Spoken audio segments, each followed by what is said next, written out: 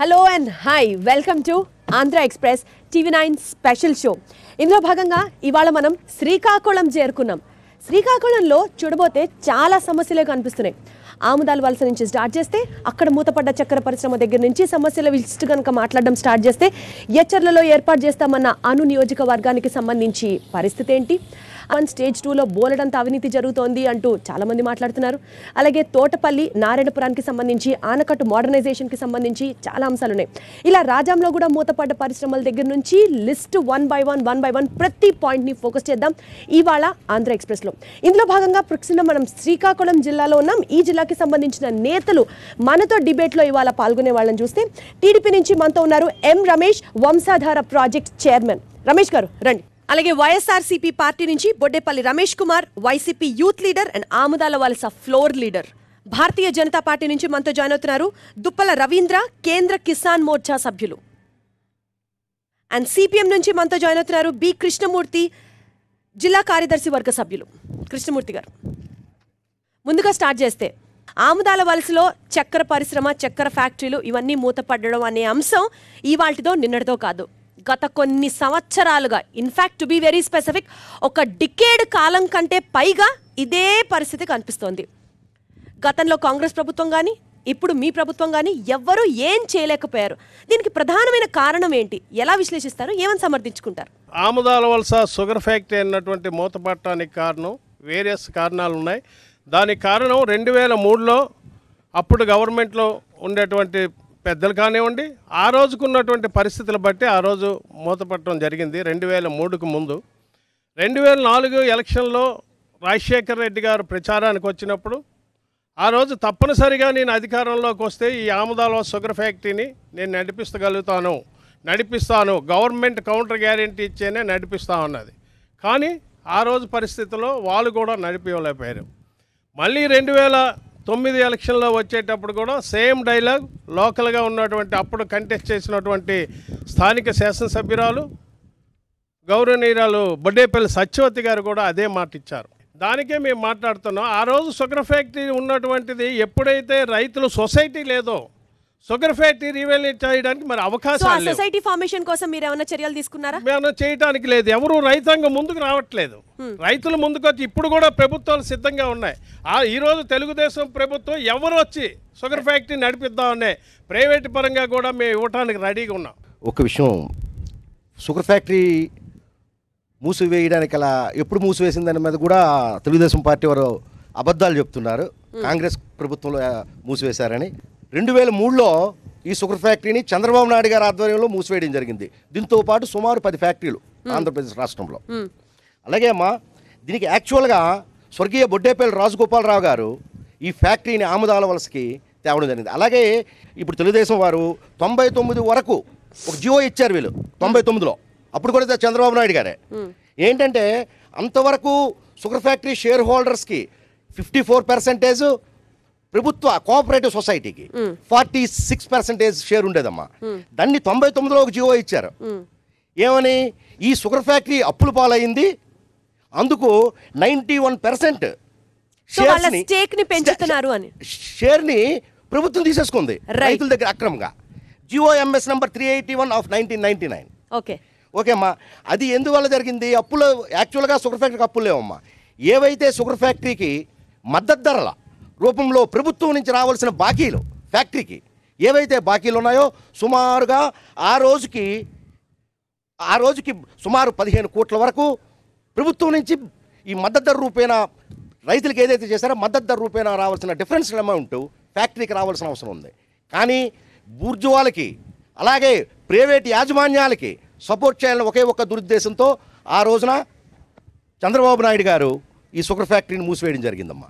అలాగే దీనిపై వెంటనే 2004లోనే రైతులు కోర్టుకు వెళ్ళారు. వీళ్ళు రైతులు కూడా లేరు అంటున్నారు. రైతులు వెళ్ళారు, రైతులు యూనియన్ మెంబర్ ఒక ఆయన వెళ్ళి హైకోర్టులో ఇస్తే మధ్యంతర ఉత్తర్వులు ఇచ్చింది హైకోర్టు 2004లో. ఏమని ఈ అమ్మకానికి పనికిరాదని చెప్పి ప్రభుత్వానికి ఇచ్చింది. వెంటనే మళ్ళీ చంద్రబాబు నాయుడు గారు దాన్ని సుప్రీంకోర్టులో అప్పీల్ చేశారు 2004లోనే.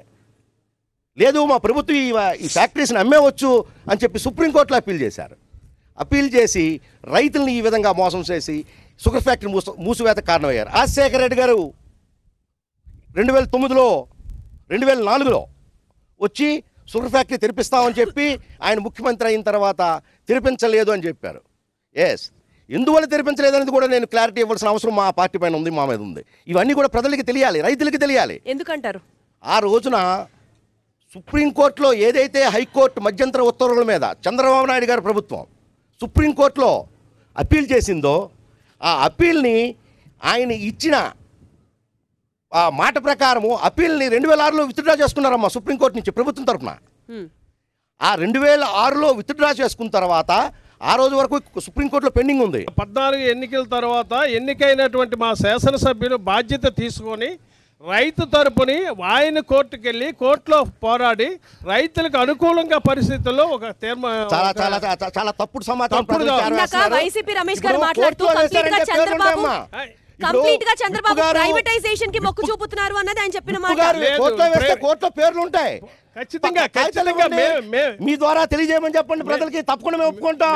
2014లో వేసిన తర్వాత ఏదైతే రాజశేఖర రెడ్డి గారు 2006లో ప్రభుత్వం తరపున వేసిన పిటిషన్ ఆయన విత్డ్రా చేసుకున్నారా ప్రభుత్వం తరపున 2016లో మనకి వచ్చిందమ్మా. అది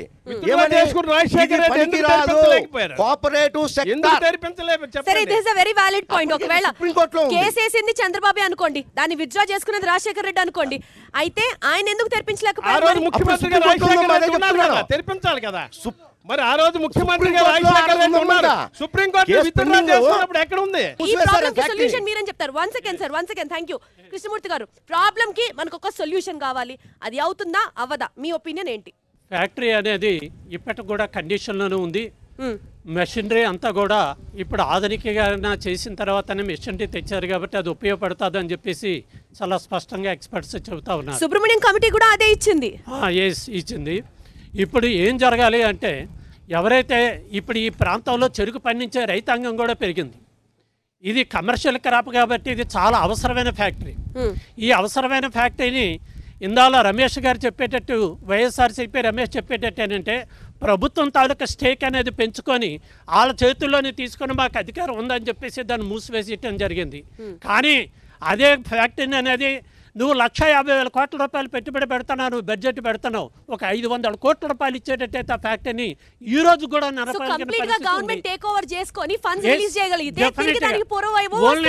ఓన్లీ ఒక గవర్నమెంటే కాదు, గవర్నమెంట్తో పాటుగా రైతాంగం అందరూ కూడా ఇప్పుడు సిద్ధంగా ఉన్నారు. వాళ్ళందరూ కూడా మాకు ఫ్యాక్టరీ కావాలని చెప్పేసి అడుగుతా ఉన్నారు. మాకు కావాలి అని రైతాంగం అంతా కూడా అడుగుతున్నారు.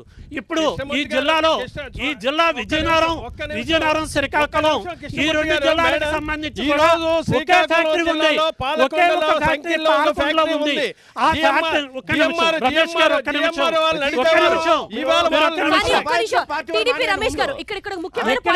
రైతుల దగ్గర నుంచి 1,00,000 మంది కలిసి ఒక ఉద్యమం చేసి సంతకాలు సేకరించిన తర్వాత రైతుల దగ్గర నుంచి మీరు కోఆపరేషన్ లేదని ఎలా చెప్పగలరు? వైఎస్ఆర్సీపీ వాళ్ళు చేస్తామంటారు, బీజేపీ మొన్న కన్నా లక్ష్మీనారాయణ వచ్చి నేను మళ్ళీ తిరిగి ఓపెన్ చేయిస్తామని చెప్పారు. మిత్రుల్లో కృష్ణమూర్తి గారు కానివ్వండి, రమేష్ గారు కానివ్వండి, బీజేపీ నాయకులు రవీంద్ర గారు కానివ్వండి, ఈవేళ కేంద్రంలో బీజేపీ ప్రభుత్వం ఉండి అన్ని రాష్ట్రాల్లో షుగర్ ఫ్యాక్టరీ మూసించే పరిస్థితికి ఈవేళ కేంద్ర ప్రభుత్వం కూడా వచ్చిందంటే మరి దానికి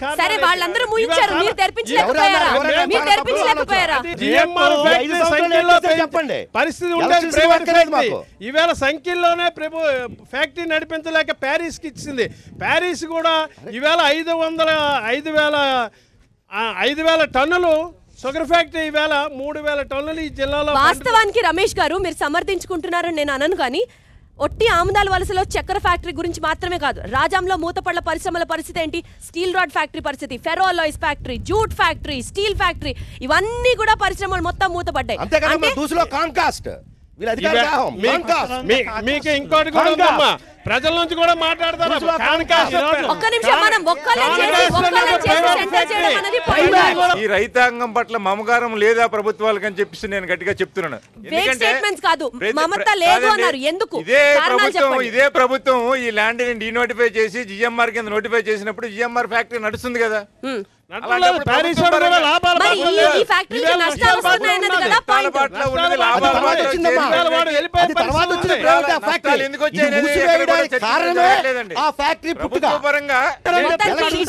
కొనసాగుతూనే ఉంటుంది. ముఖ్యంగా మనం ఆమ్దాల వలసకు సంబంధించి చక్కెర కర్మాగారం అంశం డిస్కస్ చేస్తే అయితే రైతులు సిద్ధంగా లేరు, రైతుల దగ్గర నుంచి కోఆపరేషన్ అందట్లేదు అన్నది తెలుగుదేశం పార్టీ నేతలు చెప్తున్న నేపథ్యంలో కాదు, ఇప్పటికిప్పుడు కూడా రైతులు పెట్టుబడులు పెట్టుకోవడానికి కూడా సిద్ధంగానే ఉన్నారు. కాకపోతే గవర్నమెంట్ రెస్పాన్సిబిలిటీ తీసుకొని ఫండ్స్ ఇష్యూ చేయడం యాజ్ వెల్ యాజ్ అప్పులు ఏమైనా ఉంటే కంప్లీట్ గా గవర్నమెంట్ ఇస్తే రైతాంగం చెరుకు పండించడానికి సిద్ధంగానే ఉన్నారు అన్నది ఇక్కడున్న ఎక్స్పర్ట్స్ యాజ్ వెల్ యాజ్ వచ్చిన పబ్లిక్ వాళ్ళ ఒపీనియన్స్ ఎక్స్ప్రెస్ చేసిన విధానం. తోటపల్లి నారాయణపురం ఆనకట్టుకు సంబంధించి మోడర్నైజేషన్ విషయంలో బోలెడంత అవినీతి జరిగిందని, ప్రజలకు ఇవ్వాల్సిన రీహాబిలిటేషన్ సరిగ్గా అందట్లేదని అండ్ అధికారులు ఏదో తూతూ మంత్రంగా పనులు చేస్తున్నారు అన్నది ప్రథమంగా మనం వింటున్న డిమాండ్.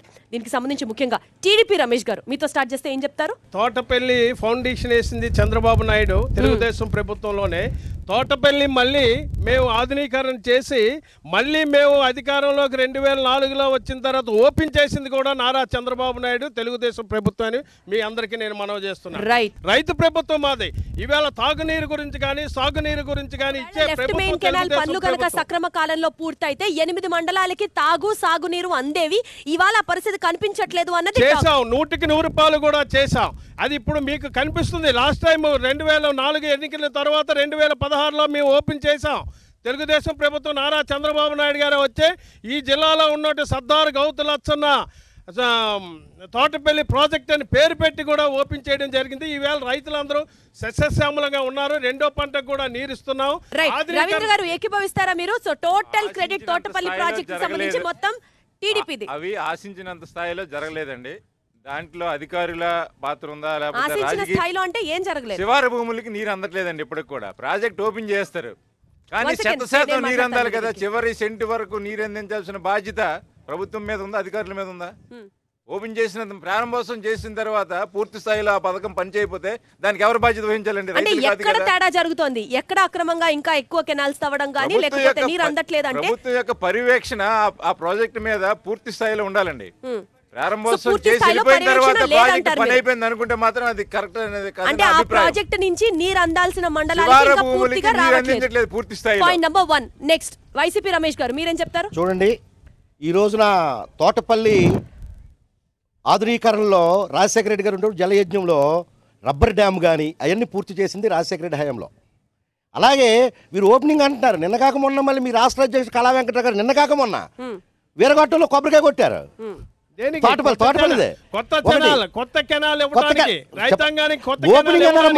పూర్తి అయిపోయింది. ఓపెనింగ్ కూడా మేము చేస్తా ఉన్నారు.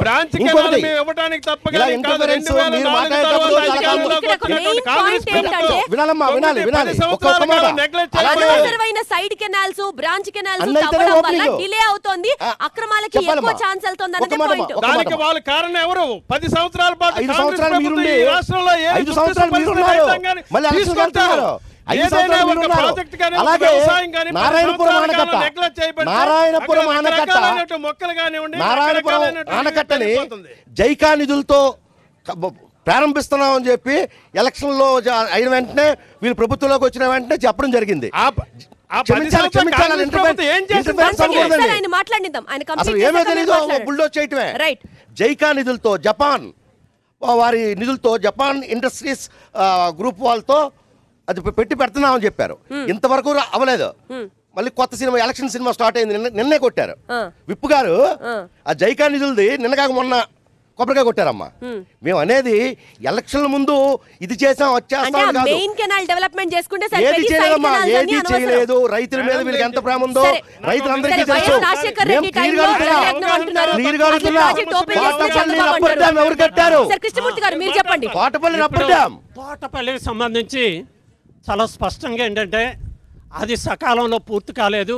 సకాలంలో పూర్తి కాకపోయినా చంద్రబాబు నాయుడు వచ్చి ఓపెన్ చేయటం అనేది చాలా దారుణమైన విషయం. నాకు ఇక్కడ అర్థం కావాల్సిన పాయింట్ ఏంటంటే ఆ ప్రాజెక్ట్ కంప్లీట్ అవ్వలేదంటారు.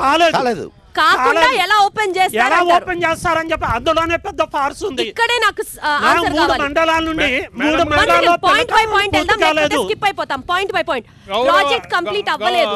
గౌరవ సిపిఎం నాయక్ కృష్ణమూర్తి గారు మాట్లాడేటప్పుడు ఒక ఇల్లు అన్నటువంటి గృహప్రవేశానికే కొంత సమయం పట్టి ఆ ఇల్లు తయారు చేసి లోపలికి వెళ్ళేసరికి ఇంకా చాలా కొంత సమయం పడుతుంది. ఇంకా ఒక 6 మాసాల పాటు దాని పనులు జరుగుతూనే ఉంటాయి.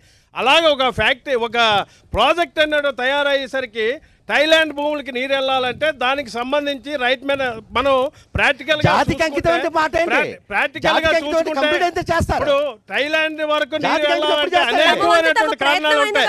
అధికార నిర్లక్ష్యం కానివ్వండి, లేకపోతే ప్రజల సహకారంలో కానివ్వండి. ప్రజల్ని మోసగిస్తున్నారంటే ఒకసారి రవీంద్ర గారు 253 కోట్ల రూపాయలు అవసరం పడతాయి. దానికి కేంద్ర ప్రభుత్వం మా వంతు వాటా విత్ ద స్టేట్ గవర్నమెంట్ కలిపి 153 crores మొన్న రీసెంట్ గా బడ్జెట్ లో అలాట్ చేయడం జరిగింది. అంటే కేంద్ర ప్రభుత్వానికే చిత్తశుద్ధి లేదా ఈ ప్రాజెక్ట్ కంప్లీట్ అవ్వాలని? కేంద్ర ప్రభుత్వం కాదండి, ఇక్కడ కేంద్ర ప్రభుత్వం కృషి సంచయన యోజన మీద ఏదైతే ప్రాజెక్టులు ఉన్నాయో సాగునీరుకి కానీ త్రాగునీరుకి వాటికి కేటాయిస్తుంది. కానీ రాష్ట్ర ప్రభుత్వం దాన్ని ప్రాజెక్ట్ లో పెట్టాలండి. ఏదైతే పూర్తి చేయాలనుకుంటుందో రాష్ట్ర ప్రాజెక్ట్ ఈ సంవత్సరంగా ఆ సంవత్సరంలో అది పూర్తి చేయాలని ప్రాధాన్యత క్రమంలో అది ముందుంచాలి. అది ఈ సంవత్సరం కొంత బడ్జెట్ ఇచ్చి నెక్స్ట్ ఇయర్ పూర్తి చేస్తామంటే నెక్స్ట్ ఇయర్ పూర్తయిన తర్వాత దాన్ని కేంద్ర ప్రభుత్వం ఇచ్చి ఫెడరల్ సిస్టమ్ లో కేంద్ర ప్రభుత్వం ఇచ్చిన నిధులన్నీ ఒకే ప్రాజెక్ట్ ఉపయోగించారండి. దానికి ప్రాధాన్యత ఇవ్వాల్సిన బాధ్యత కేంద్ర ప్రభుత్వం కాదు, రాష్ట్ర ప్రభుత్వం. కాఫర్ డ్యామ్ ఎప్పుడు కట్టారనేది అంటే తెలుగుదేశం హయాంలో కట్టారా లేకపోతే కాంగ్రెస్ రాజశేఖర రెడ్డి హయాంలో కట్టారా అనేది ఇక్కడ ప్రధాన సమస్య. 2014 ఆఖరిలో ప్రభుత్వం ఏర్పడింది. 2016 మొదటి నెలల్లో కాఫర్ డ్యామ్ ఓపెన్ చేసేసారు. ఇల్లు పునాదులు కట్టిన రోజు పాలు పొంగించరమ్మా. ఇల్లు పునాదులు కట్టి గోడ కట్టి రూఫ్ కట్టిన తర్వాత ఇంటిలోకి మూడు రోజులు ఉండడానికి యాక్సెస్గా ఉండేటప్పుడు మాత్రమే పాలు పొంగించడం జరుగుతుంది. అదే చేయాలి. ఎప్పుడైతే ఈ గ్రామాల్లోని రైతులు ఎవరైతే బెనిఫిషరీస్ ఉన్నారో వాళ్ళకి చివరి స్థాయి వరకు కొంచెమైనా నీరు నీకు ఎక్కువ రాలేదు, వాళ్ళు అర్థం చేసుకుంటారు. అక్కడి నుంచి రావాల్సింది ఇంకొంది కాబట్టి అర్థమవుతుందని. అది డ్యామ్ నుంచి బయటికి రాగానే ఇంకిపోయే పరిస్థితి ఉండే వాటరు ఇంకా చివరి వరకు ఏమొస్తుంది, రెండో పొలంకి ఏమొస్తుంది, మూడో పొలంకి ఏమొస్తుంది పెట్టండి అని చెప్పి ఒక్కసారి టీడీపీ రమేష్ గారు ఈ ప్రశ్నకు సమాధానం. మేడం గారు ఆయన చెప్పిన దానికి నేను ఏకీభవిస్తాను. ఎందుకంటే కాపర్ డ్యామ్ అన్నటువంటిది కాపర్ డ్యామ్ చేసిన తర్వాత దాని మీద రబ్బర్ డ్యామ్ చేయాలి, అది ఫెయిల్ అయింది. అక్కడ ఉన్నటువంటి పరిస్థితులు బట్టి ఆ రోజు అది కాపర్ డ్యామ్ కానీ కొడితే పైన ఉన్నటువంటి పొలాలు కానీ పైన ఉన్నటువంటి విలేజ్లు కానీ మునిగిపోతాయని పరిస్థితిలో అక్కడ ఆపేయడం జరిగింది. మళ్ళీ తెలుగుదేశం ప్రభుత్వం ఏనాడైతే 2014 ఎన్నికల్లో గెలిచామో అనేది ఓపెన్ చేయడం అనేది కేవలం మీ పార్టీ సొమ్ము చేసుకోవడానికి మాత్రమే అన్నది కూడా ఆయన చెప్పారు. పని చేసేటప్పుడు విమర్శలన్నీ కామన్ అమ్మా. పని చేయవాడు చాలా ఈజీగా ఉంటుంది, పైనుండి బెడ్ వేయడానికి చాలా ఈజీగా ఉంటుంది. ఇప్పుడు కాంగ్రెస్ హయామి అయి ఉండొచ్చు, లేదా టీడీపీ అవ్వచ్చు, వైఆర్సీపీ అవ్వచ్చు, ఇంకా ఏదైనా అవ్వచ్చు. ఒక ప్రాజెక్ట్ ఇన్ టైంలో స్టార్ట్ చేశారు. వాళ్ళ టైం లిమిట్ ఎంత? Minimum 5 years. ఈ 5 yearsలో వాళ్ళు మారు అనే గ్యారంటీ అయితే ఎవరికి లేదు. బికాజ్ వాళ్ళు చేసే పనితీరు మీద ప్రజల ఒపీనియన్ మీద మారుతూ ఉంటుంది. సో అది మారేటప్పుడు ఏంటంటే ఆ ప్రాజెక్టు ఆ టైంలో వాళ్ళు స్టార్ట్ చేస్తారు కాబట్టి వాళ్ళు అక్కడికి వెంటనే స్టాప్ చేసేస్తారు. ఓకే, దానివల్ల ఎవరికి బెనిఫిట్? దీనిలో ఏంటంటే మెయిన్గా ఉన్న ప్రాజెక్ట్ని పట్టించుకోకుండా సైడ్ వైపు వెళ్ళిపోతున్నారు. ఆ టైంలో ఎవరికైతే బెనిఫిట్ వస్తుందో అక్కడ ఎక్కడైతే డబ్బులు ఎక్కువగా ఉంటాయో దాని వైపు మగ్గు చూపడం జరుగుతుంది. సరే, let us switch on to the next subject. అణు విద్యుత్ కేంద్రం ఏర్పాటు చేయాల్సిన అవసరం ఉంది అంటూ కేంద్ర ప్రభుత్వం కూడా ఏకంగా 140,000 crores తో అక్కడ ఒక అణు విద్యుత్ కేంద్రాన్ని ఏర్పాటు చేయడానికి సిద్ధపడింది. దీనికి తెలుగుదేశం ప్రభుత్వం కూడా మద్దతు చూపిస్తోంది. కానీ ప్రజల దగ్గర నుంచి వ్యతిరేకత కనిపిస్తోంది. కృష్ణమూర్తి గారు మీరేం చెప్తారు? ఎందుకు వద్దంటున్నారు? అణు విద్యుత్ అనేది ఇప్పుడు వైబిలిటీ లేదు. అది మనకి తగిన ధరకి, తక్కువ ధరకి తయారు కాదు. హైడ్రల్ పవర్ నీటితో అయితే మనం 2 రూపాయలకే యూనిట్ని తయారు చేయొచ్చు. బొగ్గుతో అయితే 3.5 రూపాయలు 4 రూపాయలతోనే తయారు చేయొచ్చు. మనం అణు విద్యుత్ అనేది సుమారు 11-12 రూపాయల కంటే తక్కువ అనేది యూనిట్ తయారు చేయడానికి తక్కువ కాదు. సో ఈ పరిస్థితుల్లో ఇది నెంబర్ 1. రెండోది, ఇది చాలా డేంజరస్ అనేది, చాలా ప్రమాదకరమైన, more costly and dangerous. Yes dangerous. Yes, ఎందుకంటే చిన్నది కూడా, చిన్న అణువును కూడా రియాక్ట్ గాని బయటకు వచ్చేటట్టే ఒక పెద్ద explosion దాన్ని చాలా జరుగుతుంది. పెద్ద ఎక్స్ప్లోజన్ జరిగితే అది కొన్ని వేల కిలోమీటర్ల దూరంలో దాని తాలూకు ప్రభావం ఉంది. ఆ radius చుట్టూ damage అయ్యే అవకాశం ఉంది. అదొక్కటే కాదు, రెండోది ఏంటంటే దాని పరిస్థితి ఇప్పటికి కూడా న్యూక్లియర్ పవర్లో జపాన్ లాంటి కంట్రీలో బాగా సాంకేతికంగా అభివృద్ధి చెందిన దేశంలో కూడా Explosion జరిగింది. ముఖ్యంగా అది ఎక్స్ప్లోజ్ అయింది. ఇప్పటికి కూడా దాని వేస్ట్ని భూమిలో పాతాలి, ఆ భూమి కూడా అది సక్రంగా ఉండే పరిస్థితి లేదు. అది భూమిలో ఉన్న వాటర్ అంతా కూడా కలుషితం అయిపోతుంది. ఎక్కడ పెట్టాలనేది కూడా ఇంకా టెక్నాలజీ డెవలప్ కాలేదు. అట్లాంటిది అమెరికా వాడు వద్దంటే గుజరాత్లో పెట్టారు, గుజరాత్ ప్రజలు వద్దంటే తీసుకొచ్చి ఆంధ్ర ప్రజల్ని శ్రీకాకుళంలో పెడతా ఉన్నారు. అందుకోసం ఇది ఎటువంటి పరిస్థితుల్లో కూడా రైట్. అప్పుడు రాష్ట్రంలో ఉన్న కాంగ్రెస్ ప్రభుత్వం దాన్ని వ్యతిరేకించే సత్తా లేదు. ఒక్కసారి నా పాయింట్ కాదు, మన్మోహన్ సింగ్ ఇక్కడ ఉన్న తీసుకున్నారా? ఆడియన్స్ అందరూ ఒకే పాయింట్ ఇక్కడ రాష్ట్రంలో కూడా అప్పుడు కాంగ్రెస్ ప్రభుత్వం దాన్ని వ్యతిరేకించలేదు. ఈ రోజు ఆయన అప్పుడు కాంగ్రెస్ లో ఉన్నాడు, ఆయన ఇప్పుడు వైఎస్ఆర్ కాంగ్రెస్ పార్టీ. ఒక్కసారి అప్పుడు audience- కాంగ్రెస్ లో ఉన్నాడు ఆయన. ఒక్కసారి- అప్పుడు తెలుగుదేశం వ్యతిరేకించింది. తెలుగుదేశం ప్రభుత్వం మీ దగ్గర ప్రూఫ్స్ ఉన్నాయా? మీ దగ్గర ప్రూఫ్స్ ఉన్నాయా? కాంగ్రెస్ ప్రభుత్వం మొదటి ముద్దాయి, తెలుగుదేశం ప్రభుత్వం రెండో ముద్దాయి. అణు విద్యుత్ ప్లాంట్ రద్దు చేయాలి, అణు విద్యుత్ ప్లాంట్ రద్దు చేయాలి, అణు విద్యుత్ ప్లాంట్ రద్దు చేయాలి, అణు విద్యుత్ ప్లాంట్ రద్దు చేయాలి. రవీంద్ర గారు పూర్తిగా తప్పుదో పట్టిస్తున్నారు. గతంలో రవీంద్ర గారు పూర్తిగా మీరు తప్పుదో పట్టిస్తున్నారు జనాన్ని. ఇవాళ శ్రీకాకుళం జిల్లాలో ఎదురవుతున్న సమస్యల గురించి సుదీర్ఘమైన చర్చ పెట్టడం జరిగింది. ప్రతి ఒక్క ప్రాబ్లం ని ప్రజల ముందుకి తీసుకొచ్చి వాళ్ళ దగ్గర నుంచి ఒపీనియన్స్ తీసుకుంటూ రాజకీయ నాయకులతో మాట్లాడడం జరిగింది.